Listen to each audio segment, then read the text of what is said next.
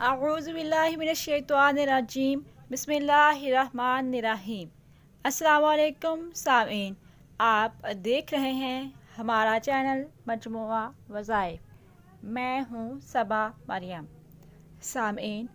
امید ہے کہ آپ سب خیریت سے ہوں گے اور اللہ تعالیٰ سے دعا گو ہوں کہ اللہ تعالیٰ کی رحمتیں اور برکتیں ہم سب مسلمانوں پر نازل ہوں۔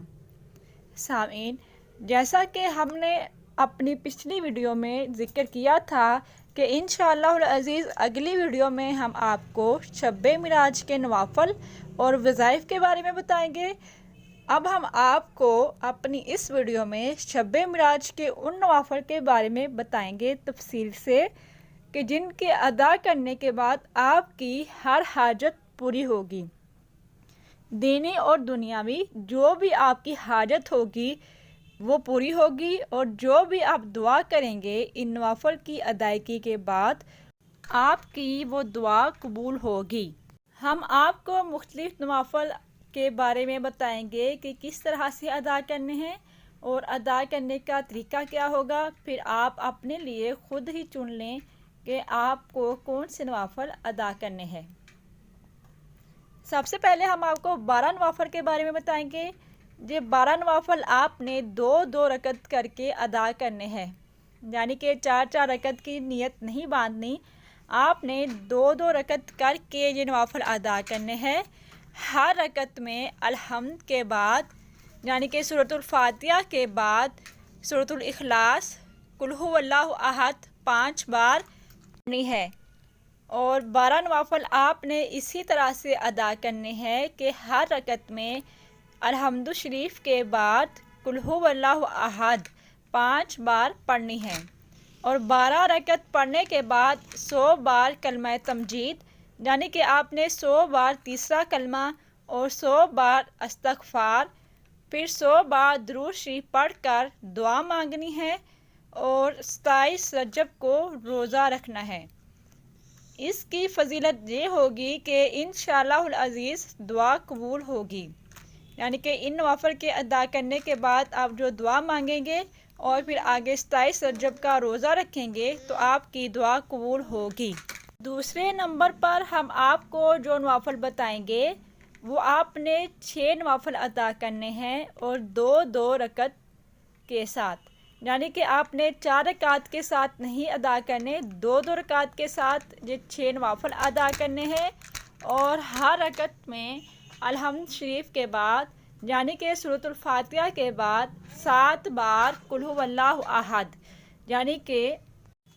آپ نے 6 رکعت ادا کرنی ہے اور دو رکعت کر کے، یعنی کہ آپ نے 4 رکعت کی نیت نہیں باندھنی، دو رکعت کر کے آپ نے 6 رکعت ادا کرنی ہے، اور ہر رکعت میں الحمد شریف کے بعد 7 بار قل ھو اللہ احد پڑھنی ہے، اور 6 رکعت پڑھنے کے بعد 50 بار درود شریف درود ابراہیمی پڑھنا ہے۔ اور ان نوافل کے ادا کرنے کی فضیلت یہ ہے کہ تمام دینی اور دنیاوی حاجات پوری ہوں گی اور 70,000 گناہ معاف ہوں گے۔ اور تیسرے نمبر پر ہم آپ کو جو نوافل بتائیں گے وہ آپ نے صرف 2 نوافل ادا کرنے ہیں، اور ہر رکعت میں الحمد شریف کے بعد 27 بار قل ھو اللہ احد پڑھنی ہے، یعنی کہ جو آپ نے 2 نوافل ادا کرنے ہیں ان دونوں رکعت میں آپ نے الحمد شریف سورۃ الفاتحہ کے بعد 27 بار سورۃ الاخلاص قل ھو اللہ احد پڑھنی ہے، اور جب آپ قاعدہ میں بیٹھیں گے تو اتحیات کے بعد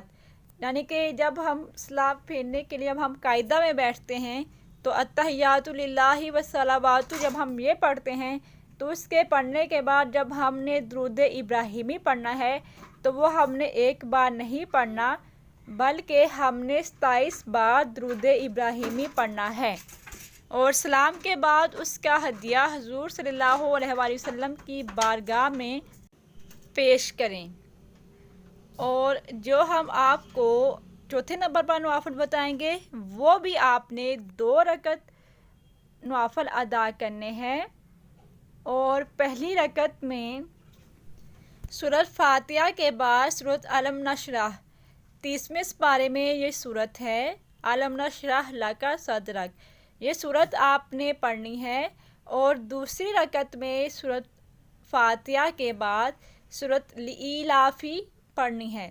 یعنی کہ لإیلافی قریش۔ اس نماز کے پڑھنے کی یہ فضیلت ہے کہ یہ نماز پڑھنے والے کو اولیاء کے ساتھ نماز پڑھنے کا ثواب ملتا ہے۔ اور جو ہم آپ کو آگے نوافل بتانے جا رہے ہیں وہ آپ نے 10 رکعت نوافل ادا کرنے ہیں اور 2 رکعت کی نیت سے کرنے ہیں، کہ نیت آپ نے 2 رکعت کی باندھنی ہے اور آپ نے 10 نوافل ادا کرنے ہیں، اور ہر رکعت میں الحمد کے بعد 3 بار سورۃ الکافرون، قل یا ایھا الکافرون یہ والی صورت، اور آپ نے سورۃ الکافرون کے پڑھنے کے بعد 2 بار قل ھو اللہ احد پڑھنی ہے، اور 10 رکعت آپ نے اسی طرح سے ادا کرنی ہے کہ پہلی رکعت میں الحمد شریف کے بعد 3 بار سورۃ الکافرون اور 2 بار قل ھو اللہ احد پڑھنی ہے، اور 10 رکعت کے پورا ہونے کے بعد 1 بار کلمہ توحید یعنی کہ چوتھا کلمہ پڑھنا ہے، اور پھر جو دعا آپ کو اسکرین پر نظر آ رہی ہے آپ اس دعا کو پڑھیں۔ اس نوافل کے ادا کرنے کی فضیلت یہ ہے کہ اللہ تعالیٰ ہر رکعت کے بدلے میں 1000 رکعت کا ثواب ادا کرے گا، یعنی کہ آپ 10 نوافل ادا کریں گے تو آپ کو 10,000 رکعت ادا کرنے کا ثواب ملے گا۔ غسل کے فضائل اس طرح سے ہیں کہ حضور صلی اللہ علیہ وآلہ وسلم نے ارشاد فرمایا، جو کوئی رجب کی 15ویں اور 27 کو غسل کرے گا تو وہ گناہوں سے ایسا پاک ہو جاتا ہے جیسے ابھی پیدا ہوا ہو، کہ وہ گناہوں سے ایسے پاک ہو جاتا ہے کہ وہ جیسے ابھی پیدا ہوا ہو۔ یہ میں نے ایک جگہ حدیث پڑھی تھی، لیکن اس کا حوالہ کچھ بھی مجھے اس کا یاد نہیں ہے ٹھیک سے کہ یہ صحیح حدیث ہے یا پھر نہیں، اس کا میں آپ کو نہیں بتا سکتی، لیکن غسل کرنے سے کیا جاتا ہے کہ غسل ہی کرنا ہے ہم نے بس، تو گناہوں سے پاک ہونے کا یہ بھی بہت ہی عمدہ طریقہ ہے۔ 27 رجب کو روزہ رکھنے کی فضیلت یہ ہے کہ جو کوئی بھی 27 رجب کو روزہ رکھے گا اس کو جنت کی ایک نہر سے پانی پلایا جائے گا جو شہد سے زیادہ میٹھا، برف سے زیادہ ٹھنڈا اور دودھ سے زیادہ سفید ہوگا، اور اللہ تعالیٰ اس کو دوزخ کی آگ سے بچائے گا اور جنت سے سرفراز کرے گا۔ تو سامعین، آج کی ہم نے اپنی اس ویڈیو میں آپ کو شب معراج کے نوافل کے بارے میں بتایا ہے، اور ساتھ میں آپ کو روزہ رکھنے کی فضیلت بھی بتائی ہے کہ 27 رجب کا روزہ رکھنے کی کتنی زیادہ فضیلت ہے۔ ہماری اللہ تعالیٰ سے دعا ہے کہ اللہ تعالیٰ ہم سبھی مسلمانوں پر اپنا خاص فضل و کرم فرمائے، شب معراج کی برکات سے اور رحمتوں سے ہمیں نوازے، اور اس رات کے صدقے میں ہماری ہر جائز دلی خواہشات کو اور تمناؤں کو پورا فرمائے، جو بھی ہم دعا مانگے اس کو قبول کرے، اور جو بھی ہماری خواہش ہو اس کو بھی پورا کرے، اور ہمارے گناہوں کی مغفرت فرمائے، اور ہماری دینی اور دنیاوی سبھی حاجات کو پورا فرمائے، آمین۔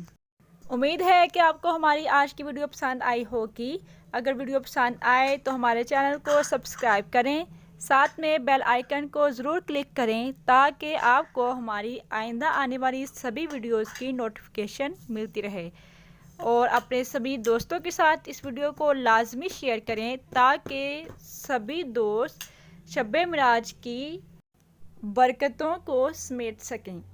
اور ویڈیو کو لائک اور کمنٹ ضرور کریں۔ شکریہ۔ انشاءاللہ العزیز ملیں گے ایک نئی ویڈیو میں ایک نئے وظیفہ کے ساتھ، تب تک کے لیے اللہ حافظ۔